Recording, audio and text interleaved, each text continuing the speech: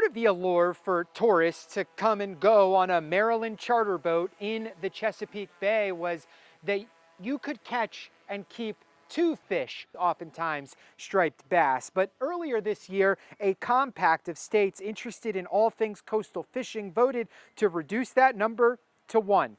By the Maryland Charter Boat Association's estimates, business is way down. They're worried about the impact on them and the economies of the small towns that dot the bay.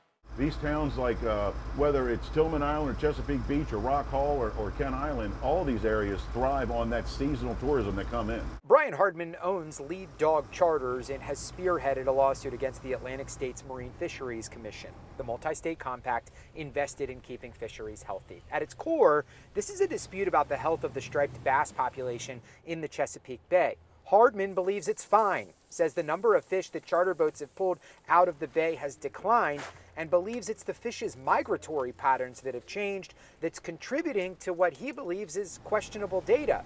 The Fisheries Commission argues the opposite, that there is overfishing and they believe the population is lower than what they deem is a healthy number.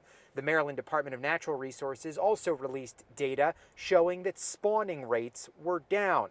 This is a significant concern because it indicates there have been fewer striped bass entering the population at the coast-wide level and at the Chesapeake Bay level each year to replace those striped bass that are lost to fishing mortality and natural causes, the Fisheries Commission said in a lawsuit. So is two fish versus one really that big of a deal? Well, Brian Hardman says absolutely, that some charters business down as much as 70%, which is why they are suing to reverse it. It doesn't sound like a big deal at the surface when it does that, but the only allure that we had in Maryland for people to come down here is if you got on a charter boat, you get two fish.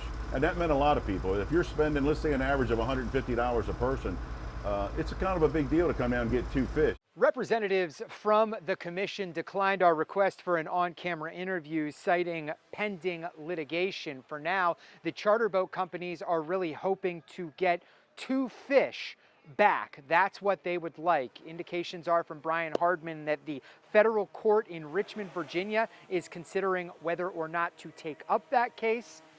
We'll be sure to keep you posted on any developments.